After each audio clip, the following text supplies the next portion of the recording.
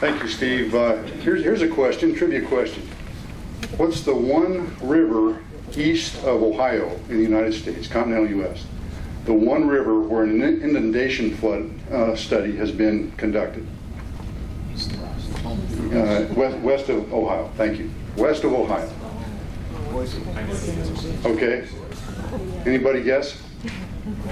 To Boise. Okay. And to tell us a little bit about that, we have a fellow who works for NOAA and was recently promoted to weather forecaster, Jay Riedenbach, please.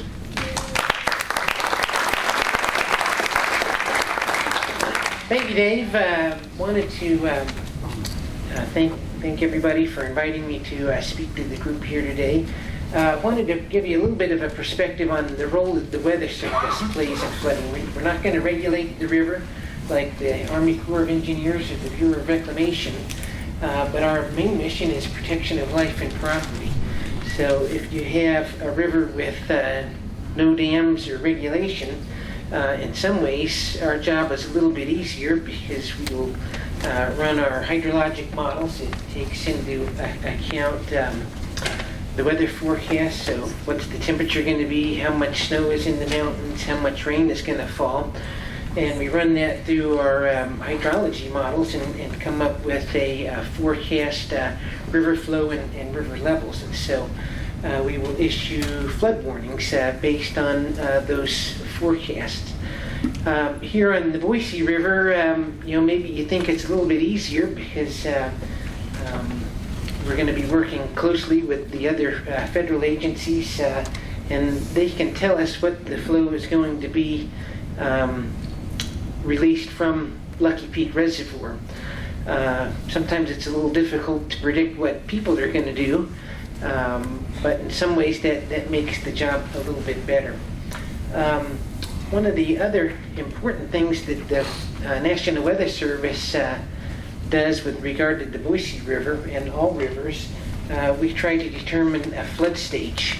So for the Boise River, it would be 7,000 cubic feet per second as measured at Glenwood Bridge by the U.S. Geological Survey.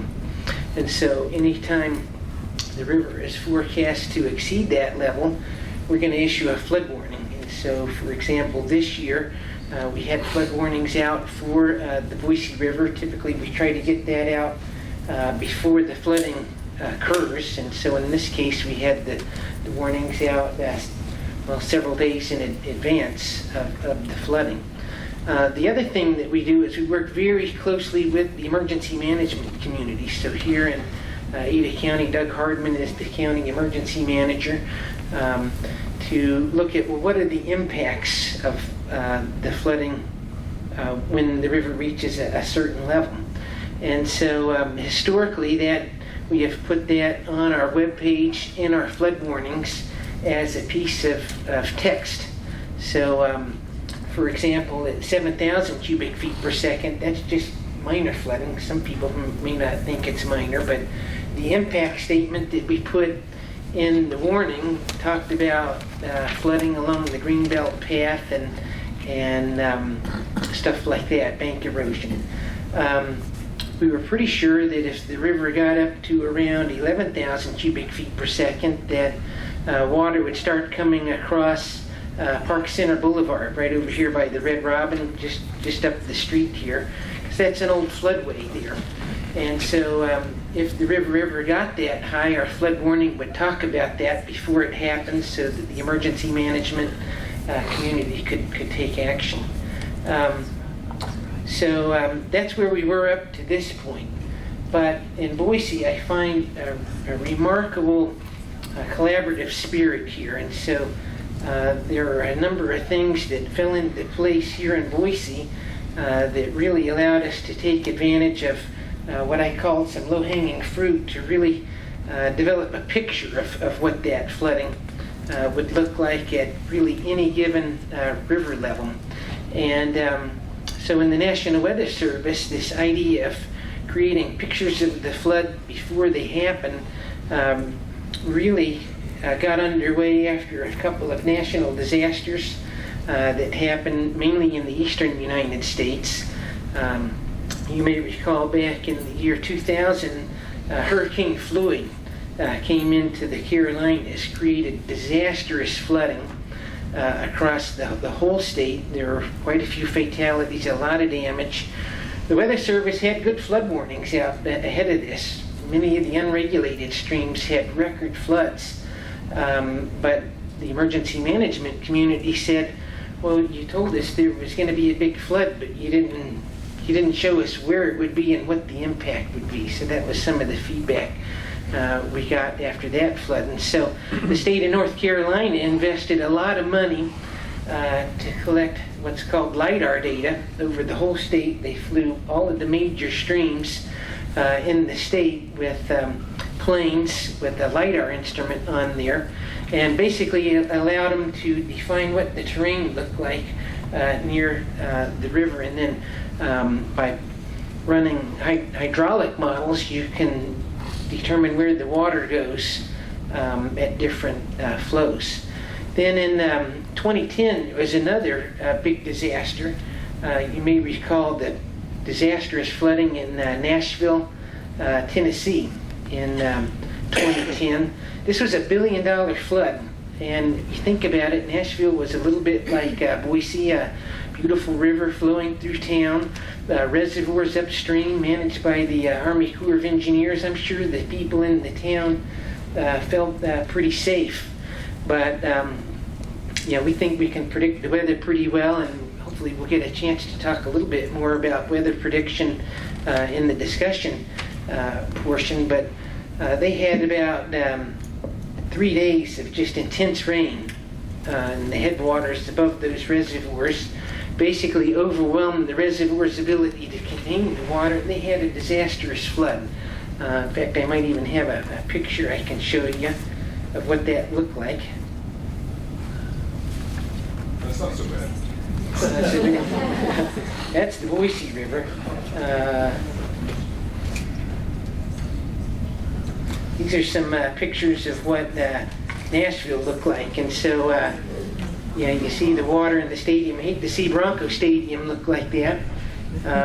There were 28 fatalities in this flood, and it wasn't because there was lack of warning. When it started raining, the forecast was for the rain to continue. So there were flood warnings out, but in the disaster survey after the flood, they obviously asked, well, why were there 28 fatalities? And the emergency management community said, well, the flood did rise pretty fast, even though there was 2 or 3 days of warning, but they didn't know exactly where the water was going to go and how deep it was going to be. So some of the mobility challenged people tried to stay in their houses. We saw that in Katrina as well, and 28 people lost their lives. And that's what it looked like with the flooding through downtown. So I hope that never happens. We thought that Nashville maybe was a little more prepared. And anyway, another thing that came out of the disaster report on this flood was that the Army Corps of Engineers and the National Weather Service should invest more effort in developing inundation maps that gives you a picture of what that would look like. So here in Boise, right, we have the Army Corps of Engineers, we have the Bureau of Reclamation, we have NOAA, we have Water District 10, we have the Bureau of Reclamation, and so the collaboration among all of these different agencies, Idaho Department of Water Resources, to make LIDAR flights over the Boise River. That was already done in 2006. The data was processed to give you a high-resolution look of what the terrain looks like along the Boise River. So, a lot of the work was already done ahead of time to make it possible to develop maps here for Boise.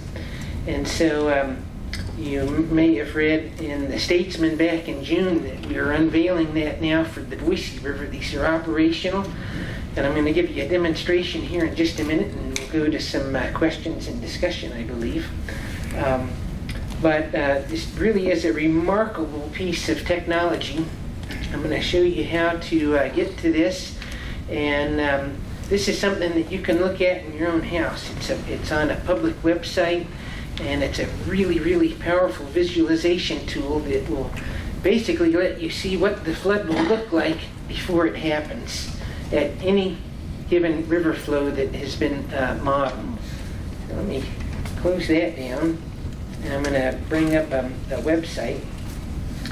How many of you looked at our Advanced Hydrologic Predictive Services page during the flood? See a few hands out there, and so this is the modernized way that the Weather Service handles hydrology. We take the USGS data. This is the current flow on the river. It looks like we're about 800 cubic feet per second. That's an awesome floating flow on the river. You're going to love the raft trip today. That's perfect. And then there's a forecast. That's a coordinated forecast between the Bureau and the Corps. Rex helps out with the irrigation demand as well. And then if the river's forecast to be above flood stage, you'll see, some ugly colors on here. It'll be orange and red like it was back in the spring. So no flooding today. And then down here below, these are the historic impact statements that we had before. That's still going to be there, but there's a new tab on here. It's inundation mapping. You click on that, and it'll bring up an inundation map that shows what the river would look like at any given stage. So I'm going to take just about 3 minutes here to demo the web page and show you how you can download this and play with this in Google Earth at home. It's really cool. So I thought that I would start here right where we're at.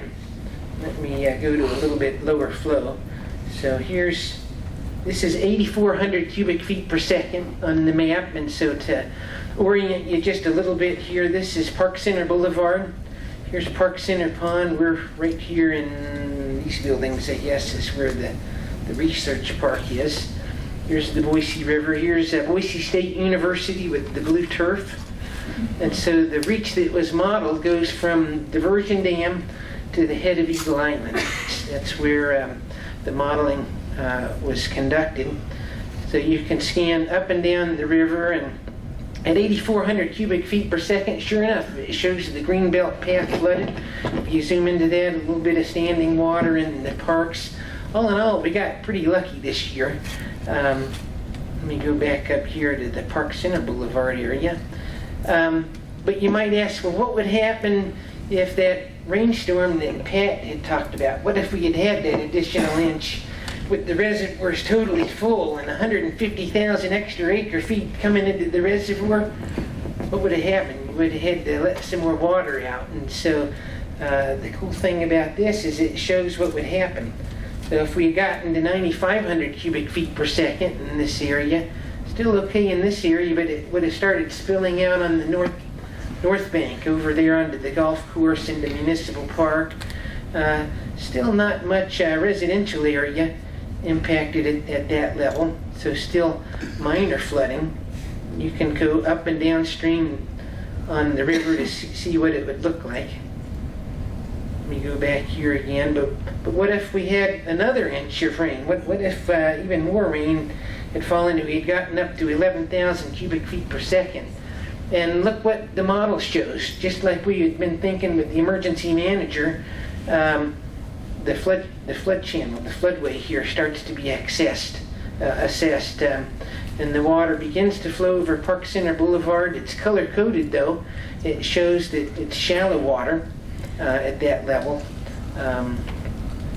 13,000 cubic feet per second. Well, now the flooding gets a little bit worse on the north side of the river. So the neighborhood north of Municipal Park, anybody live in that neighborhood?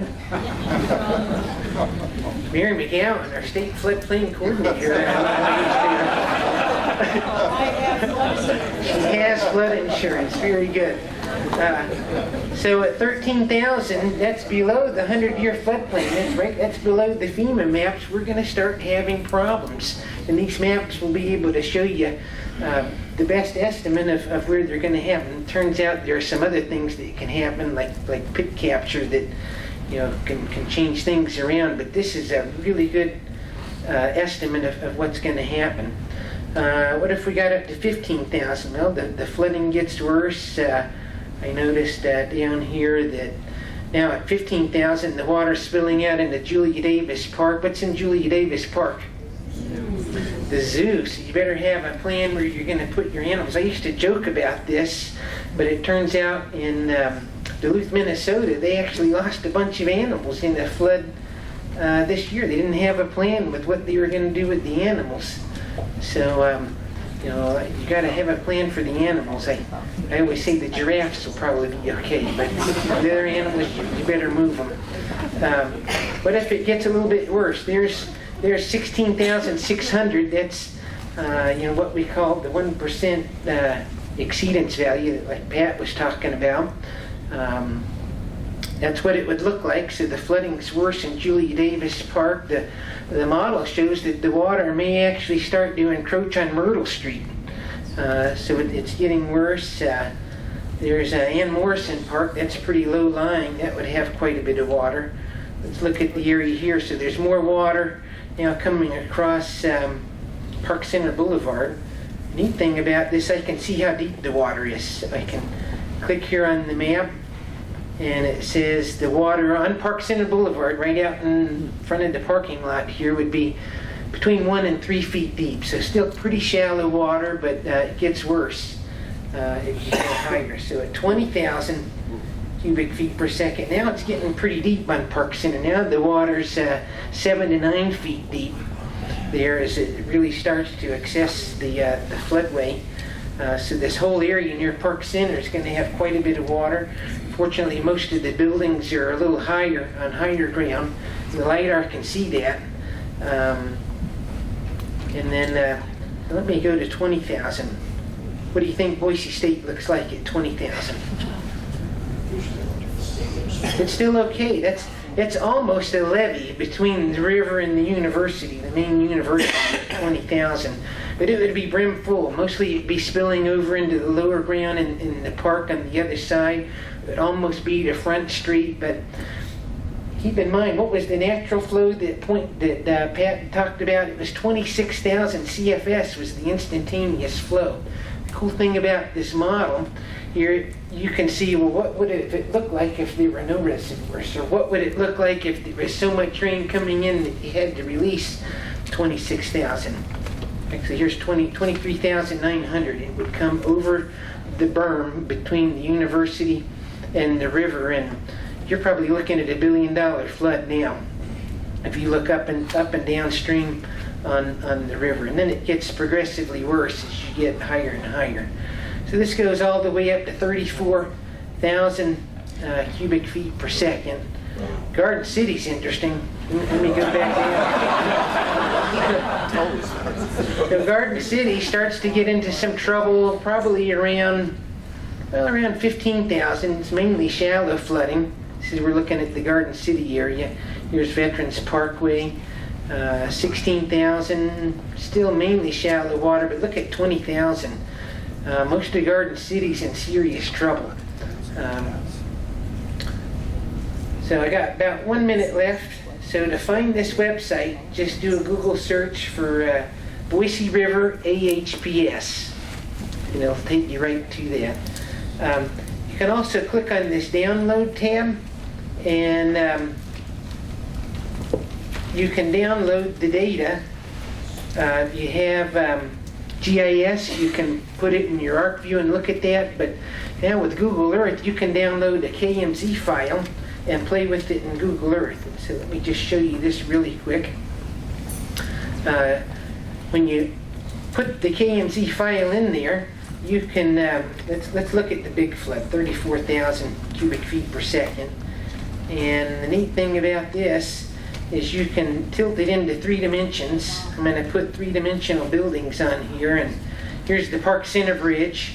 So the LiDAR data shows that the bridge surface is higher than the area near the bridge. That's how bridges are designed, so the bridge itself doesn't wash out, but the road surface on either side doesn't. This is Boise State in 3 dimensions. So there's the water in Bronco Stadium. You can sample the water. It's about 3 feet deep in the middle of the stadium there. Here's what downtown Boise looks like. So deep water near the zoo. The water is all the way across Front Street. Shallow water here around the courthouse. Here's Idaho Department of Water Resources. Mayor Veter's office, I think you're okay there downtown. You'll still be able to manage the city for us. The Capitol looks okay, but this is still probably $1 billion flood. If you look at the impact a little closer to the river there. And so you can fly all the way down the river. It's almost like you're in a Cessna flying over the river and see what it looks like ahead of time. And you can do this for any flow. If you slowly click these off, it's like the flood is receding, getting better, and finally it dries up.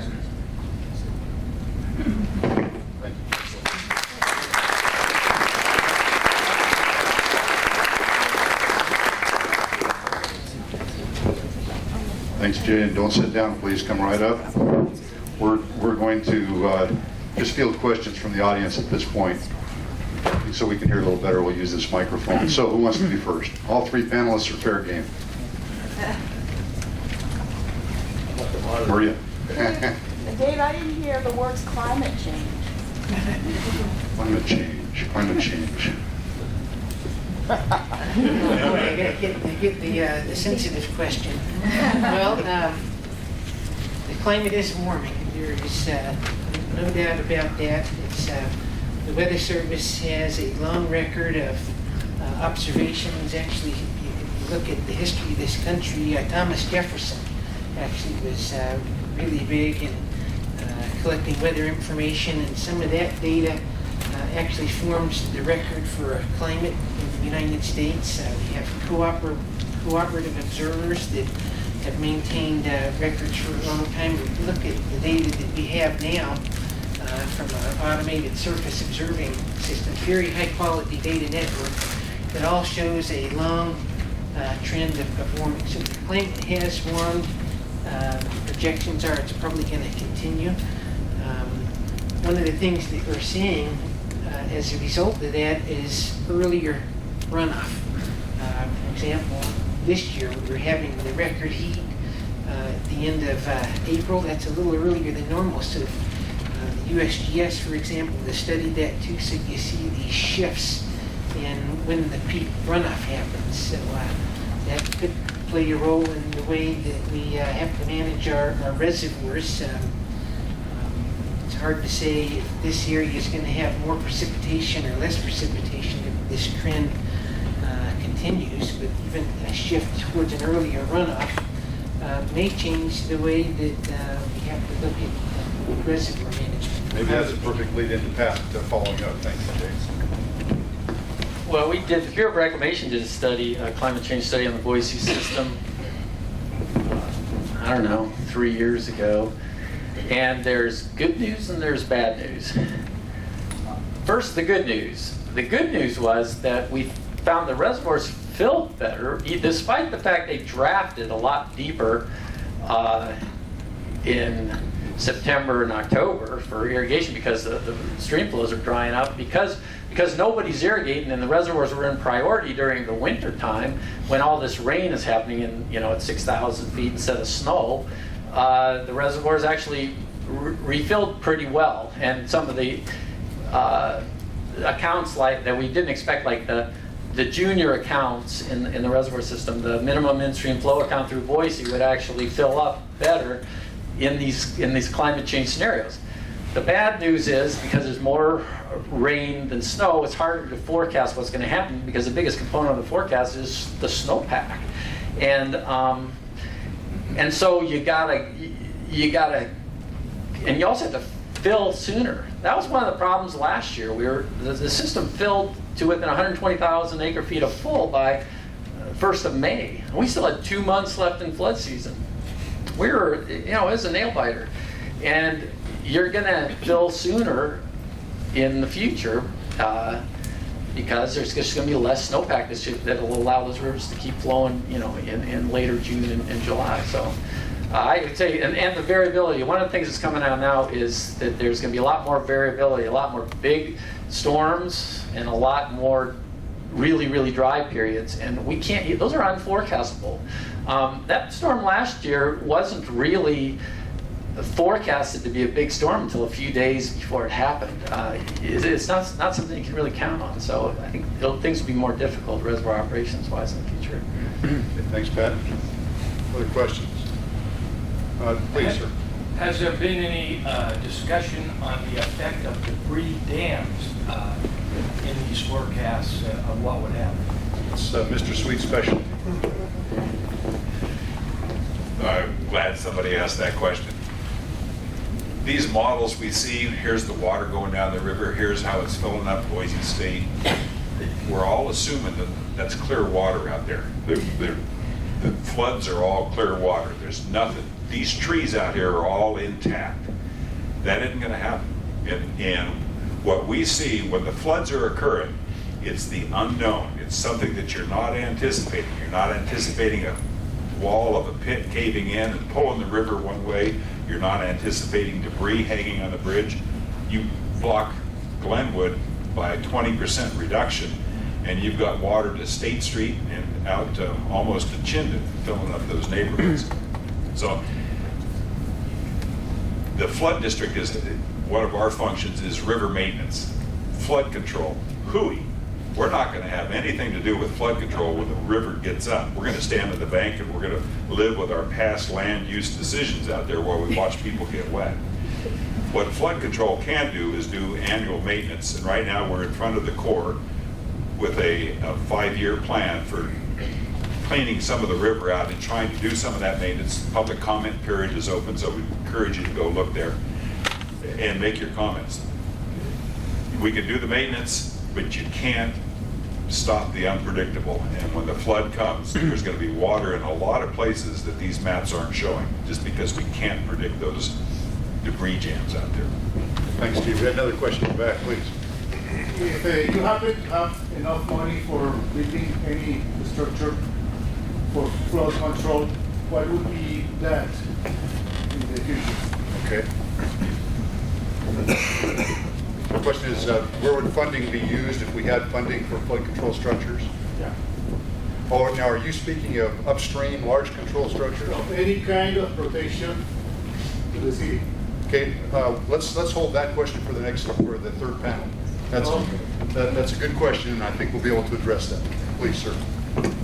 Yeah, I recall that in something like April 1 of, I believe, 1997, there was about 4 million acre-feet of snowpack upstream of Lucky Peak, and we were talking about perhaps 500,000 acre-feet of room in the reservoirs because of carryover, et cetera.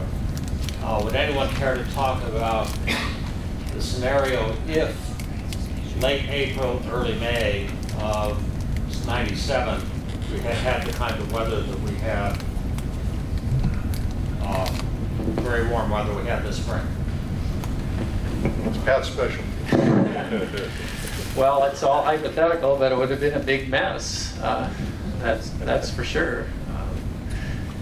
Yeah, the system is, there have been times, '97 was one of them, where the flood control requirement was to have all 3 reservoirs empty. Of course, they can't get empty because we pinched down the river so much, we can't get that much water, enough water through the city of Boise to get them empty. So, yeah, it would have been a bigger problem than it was in 1997. Luckily, 1997, we only ran, I think it was 7,000 CFS was the maximum amount of water through town. So that turned out very well. But yeah, there would be a problem. We were very lucky with the weather, but and I know it's speculative, but what level, I mean, presuming they're all full, would we be talking about 25,000 CFS, 35,000? Is there a... Well, like I said, the natural flow this year was 26,000 CFS. If the reservoir system had been full, there would have been 26,000 CFS through town. That's the same, essentially the same flow that happened in 1943 that inspired the creation of Lucky Peak Dam. So and you saw what 25,000 CFS in the inundation map would look like.